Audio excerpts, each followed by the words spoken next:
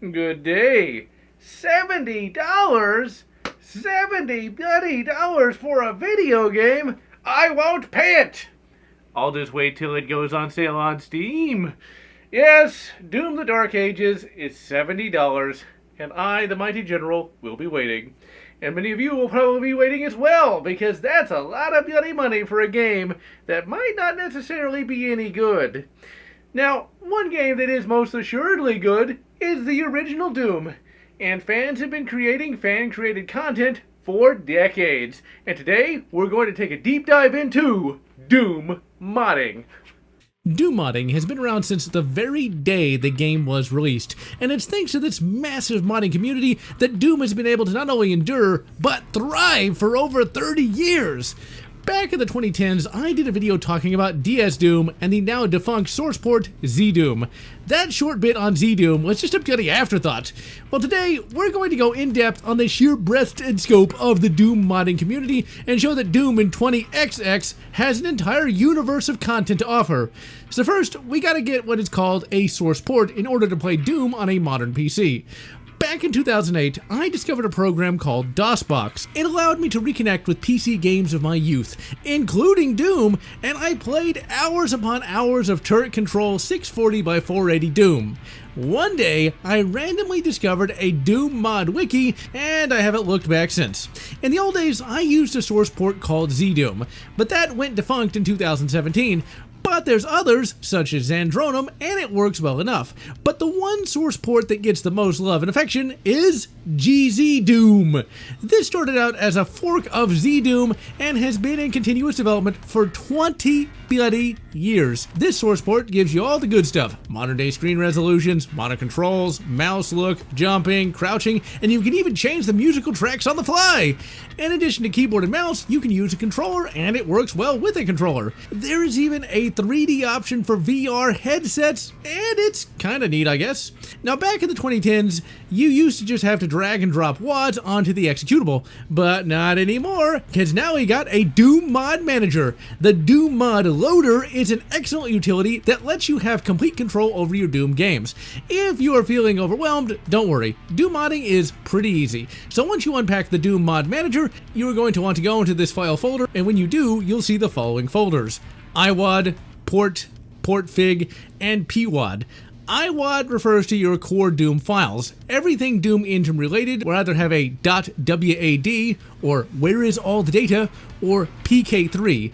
What you will need to do is look in your Doom installation folders and find doom.wad and doom2.wad, and then copy and paste them into the iWAD folder. You can also play Hexen and Heretic with GZ Doom as well, and you would just need to find their .wad files and copy and paste them into the iWAD folder. The main WAD file you will need is doom2.wad, as that is what most mods use as a base, and GZ Doom is compatible with WADs found in the Doom plus Doom2 port. Then you will need to find your GZ Doom folder and paste that into the port folder. And finally, any Doom mod you will want to use will be pasted into the PWAD folder. Okay, now it's time to start up the Doom Mod Loader program itself. From here, you select your WADs on the left. You can select multiple WADs at once, and then if you look at the game section, you can select which Doom WAD you want to run. Most of the time this will be Doom 2, but some mods will require Doom 1. You can select which source port you want to use, but most of the time you'll just be using GZ Doom. Sometimes you might have to change which version of GZ Doom you want to use, as some older mods will only be compatible with older versions of GZ Doom. As you add mods, be sure to click Reload Resources so new mods will show up in the mod list. If you want to use multiple WADs together, you can click on all the ones you want to use and then hit play. When you do, a load list will be brought up and you will have the option to save a preset. This is a boon from the machine god and makes playing Doom WADs quick and easy. This mod loader works on PC and the Steam Deck. If you want to play this on Steam Deck, you'll need to use the Windows version, as the Linux version only works on the tryhard PCs. So now, it's time to gather some WADs and get to blasting. In the year 2013, I started getting a bunch of messages from fans telling me about a new Doom WAD called Brutal Doom. In 2013, I loved Doom, but I'd kind of moved past it, as I'd played a bunch of mods already, so I just kind of put it on the back burner. One random day, I gave Brutal Doom a download, and well, Doom was back on the menu, boys. In 2010, a Doomer named Marcos, aka Sergeant Mark IV, created something new for Doom. Brutal Doom was, and is, a gameplay enhancement WOD. What those do is they change the gameplay from base Doom, either by adding in new monsters or weapons, or changing game behavior. In 2010, gameplay enhancement WODs were nothing new, and when I did my old Z-Doom video, I even mentioned a few. But Brutal Doom literally changed the game in ways no WOD had ever done before. What Brutal Doom did was it changed the monster behavior, gave them new animations, and made them faster.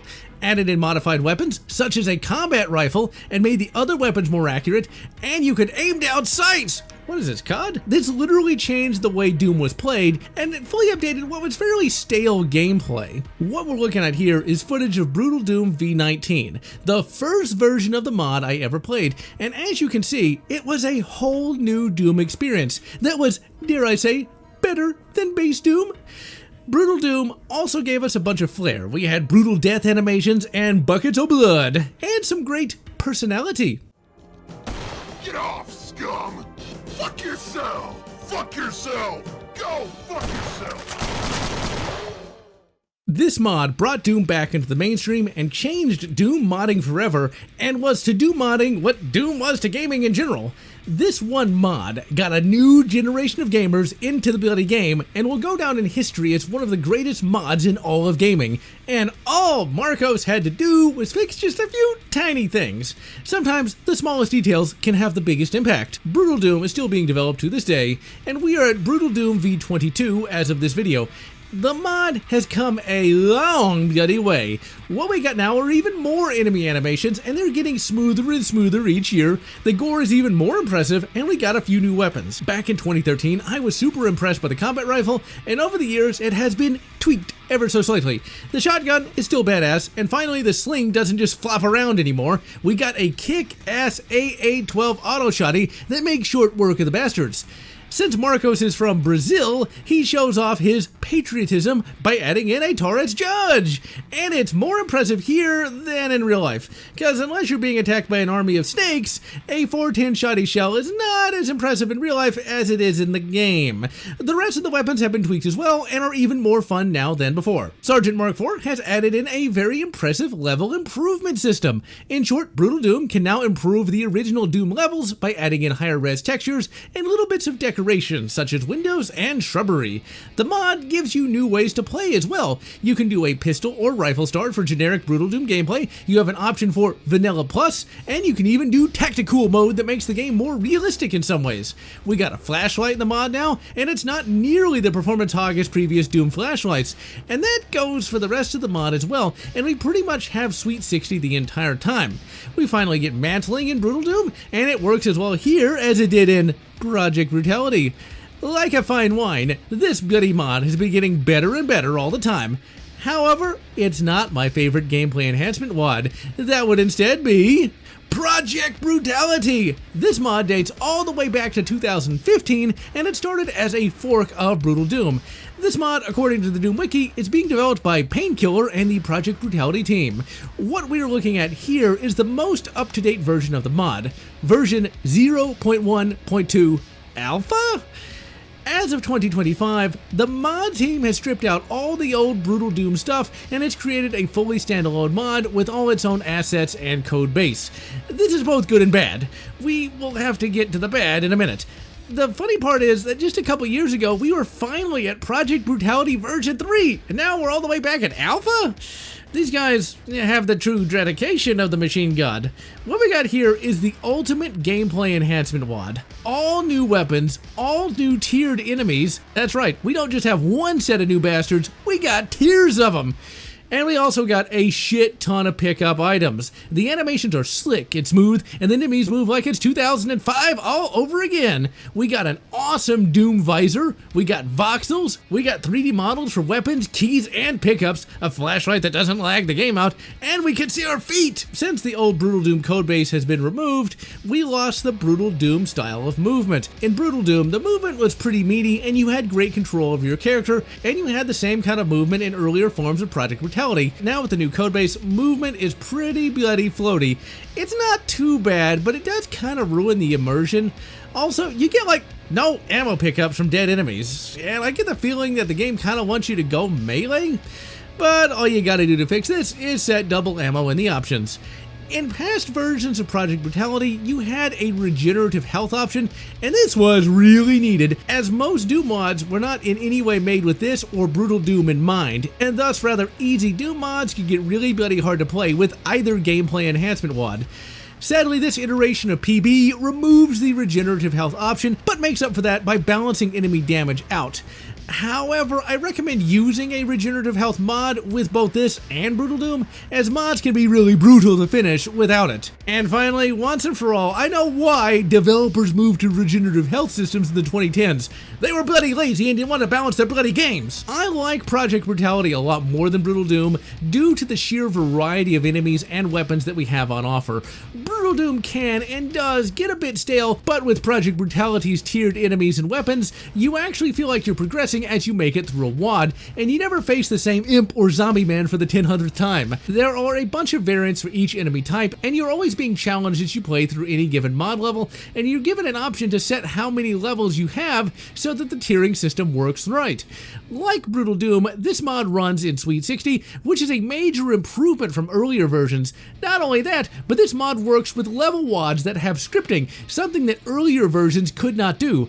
Not only that, but you can cheat in health and ammo, which was something that earlier versions could also not do. Returning from past versions, we got mantling, and we now have a Doom Eternal inspired boost that really does go a long way towards ensuring that you don't die. Brutal Doom brought Doom back to life, and Project Brutality has perfected it. I cannot wait to see what the Project Brutality team will come up with next. I really hope you fix that movement speed first, though. Now, if you thought the fans were gonna stop at perfecting Doom, you got another thing coming. A bunch of things coming. Brutal Wolfenstein was developed by modder Zig McCall and first saw the light of day back in 2014 and has been in continuous development ever since. What we got here is a full remake of Wolfenstein 3D, aka it's now actually playable. Although, if you want a pure Wolf 3D experience that isn't super boring, I recommend trying the SNES version, as that is by far the most playable version of that game. But really, even that's pushing it. Brutal Wolf reimagines Wolf 3D through a Brutal Doom lens, but it doesn't just update the gameplay. The modder gave us fully remixed levels that are more than just 90-degree walls, thus making the game not only playable, but fun too! The weapons have all been re-engineered to be more true to life, and we got a bunch of COD 2 sound effects. We got real-world weapons and a few diesel punk ones. The enemies have new animations and behaviors and are a joy to fight. The Brutal series of mods are often seen as just gore mods, but they offer so much more than that. The gameplay has been fundamentally changed to be more challenging and more fast-paced. Yeah, you are going to need a quick trigger finger and quick saves and regenerative health mods to stand a chance. This mod gives you one of the best twitch shooting experiences imaginable. It is different from Doom in that this mod has the bad guys shoot back with guns, so you gotta be careful and check those corners so you don't get blasted by a Carbiner 98K Kurtz.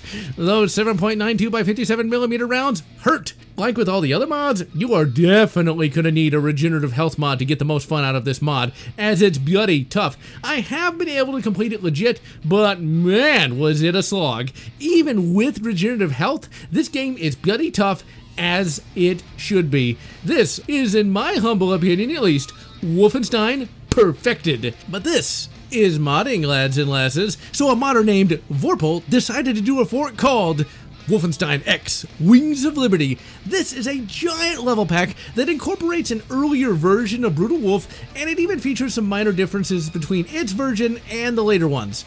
When dealing with mods, always back up your downloads. Modders are an emotional bunch, and the original modder took the original file down for some reason. Thankfully, some enterprising fellow put it back up, and what we got here is an amazing level pack. Still gonna need that regenerative health mod though. We get some basic objectives, we get great enemy variety, and you get an M1 Garand in the first few minutes of playing. Later levels get a little sloggy, but all told, this is a great Brutal Wolfenstein experience. Lastly, we got something that has nothing to do with Brutal Wolf, but is a mod inspired by Wolfenstein 3D. Blade of Agony is a super bloody impressive total conversion that gives you a professional quality campaign that sadly runs a bit crap and can only run on an older version of GZ Doom. This mod puts you in the boots of good old Terror Billy as he takes the fight to the foul gnat socks. This is a more traditional FPS experience and does not have the quick gameplay of Brutal Wolf. We have professional quality levels and even cutscenes. If the mod ran just a little better and was not quite as confusing in places, this would be the cream of the crop. As it is, it's a flawed masterpiece that is still worth playing. The classic Raven Software Doom Engine games have mod madness of their own. Heretic has Brutal Heretic RPG. Originally started by Sergeant Mark IV himself, it was continued by ZDL, and what we have here is a Brutal Doom-inspired remastering of the classic fantasy FPS Heretic. The game has been AI upscaled, and there's even a 3D version of this mod, but that version is a little hard to find. Always back up. I prefer the 3D version, but I don't want to get drawn and quartered like a heretic, so I'll just recommend this classic 2D version for all the sensitives out there. The AI upscaling is great, and the 90s graphics look better than ever. But man, this gameplay is so much better than the original. It's faster, more responsive, the RPG element is worked in excellently. As you kill enemies, you gain XP, and as you level up, your weapons will get more powerful secondary fires. The enemies have been tweaked with more animations and more aggressive behavior. This is the most balanced Brutal mod, and enemies won't eradicate you if you turn a bloody corner, so you don't really need a regenerative health mod to enjoy the mod to its fullest. This is Heretic Perfected. Hexen, Wrath of Kronos. It's an amazing gameplay enhancement mod created by modder Thetis. This is an essential mod for Hexen as it turns Hexen into a full role-playing game. In addition to new weapons, character classes, and enemies, we have a full RPG leveling system where you can upgrade your core stats along with special attacks. We also have an economy with a merchant where you can buy items. In addition to all that, you even got alchemy. In short, this mod fully completes what Hexen started out to do. And you better believe Star Wars got into some of this modding action too. We got War Dust Dark Forces. This mod comes in two parts, one with weapons and enemies and another with texture files. This mod will allow you to turn any Doom mod into a Star Wars one, and it is glorious. You have all the weapons from Dark Forces along with all the enemies as well. It's a bit hard, so a regenerative health mod is recommended. Next, we got Zim's Star Wars. This gives you even more weapons and enemies from Star Wars with a few new elements to boot, but it lacks the terrain, and no, you can't use War Dust terrain, I tried. The mod is still tough, so regenerative health. Original Doom was supposed to be an alien FPS, and while it was for the best that Doom was what it was, the fans have stepped in and gave us a bunch of great Aliens mods. Aliens Eradication gives us some well-designed levels, all the alien weapons, and a bunch of great character classes to boot. Since we've not had a good Aliens game since 2014, this definitely scratches that itch. Red's Overworld is a Call of Duty inspired mod that is set in an alternate timeline where the Cold War went hot and the glorious People's Soviet Union invaded the world. You play through 3 campaigns, the Soviet, American, and Euros. The levels are huge and sprawling, a bit too much in a few instances, and it's pretty easy to get lost, but it's still finishable. We have great objective-based gameplay and fun shooting, although I would like to see more ammo and health spawns. This is as professional in quality as Blade of Agony, with about half the jank. Thankfully it runs on regular GZ Doom, and while it does go a bit over long, it's still worth playing. Now in addition to all those total conversions and gameplay enhancement WODs, we got a bunch of individual level packs that are certainly worth your time. Arguably the first level WODs I ever played were Final Doom, and that was back when id Software bought WODs from regular people and sold them commercially, which was pretty bloody cool. Over the years, there have been many thousands upon thousands of level WODs created. One of the earliest level packs that really wowed me was Dark 7. This mod is from all the way back in 2002 and was created by Bryant Robertson, aka Gunrock. This is a mod that really took Doom to the next level. We got Quake 2 styled objectives, rudimentary scripting, and great shootouts. We have a minimum of jank, but there are a few blind hallways that really get on one's nerves. But despite that, it's still worth playing in 2025. There are 1,001 Doom 1 remakes, and I have a video on them already, so be sure to check that out, along with Knee Deep in Z-Doom, Doom 1, and Maps of Chaos. And lastly, Spectacle Creep, my favorite of them all. I've already reviewed Dissension and Final Carnage, but check those two mods out for a great modern Doom carnage. The Doom Cyberpunk mod, aka Augur Zenith Eye, is a massive mod worth playing. The Cyberpunk levels look amazing, and it's pretty fair with a minimum of slog to it. UAC Ultra is a classic mod from 2010 and was made by Jamie Bainbridge and John Vale. This is a great megawad with a shit ton of great level design and gets a little cheese here, but there's nothing a quick trigger finger can't solve. We got a Quake 2 level pack, and it's an amazing experience with Project Brutality. You gotta have your tunes, and the modders have delivered. We got multiple Doom metal packs, we got Mick Gordon's ported, and we even have the Doom SNES music ported too. Oddly enough, we also got Battletank's Global Assault ported to Doom, and it sounds oddly great in Doom. But best of all, we finally have a great epic Doom mixtape. This combines the best of the Mick Gordons, Andrew Halshells, along with a bunch of others to create the cream of the crop of Doom mod soundtracks. We got other miscellaneous mods as well, such as the Ultimate Doom Visor, which gives you an immersive Doom Visor, along with a kind of resource-intensive flashlight. This is good for Brutal Doom and Vanilla Doom. We got AI companions, we got standalone voxel packs, and probably a shit ton of other stuff that I've forgotten about. If you want it, Doom probably has it, including hentai. And yes, there is a Doom hentai mod, and yes, Doom guy screws the stupid sexy demon goddesses and uses a semen cannon. I told you Doom had everything. So yeah, ladies and gentlemen, you've got years to catch up on if you haven't gotten into Doom modding before, and that should allow you to wait until that price drops on Doom the Dark Ages. And so, I am General Lotz, wishing you good Dark 7, and good Project Brutality, whatever makes you happy. If you enjoyed this video, please consider subscribing, and please consider leaving a like or a comment, as the algorithm desires your soul. And I want to thank all those fans who have supported this channel, both past and present.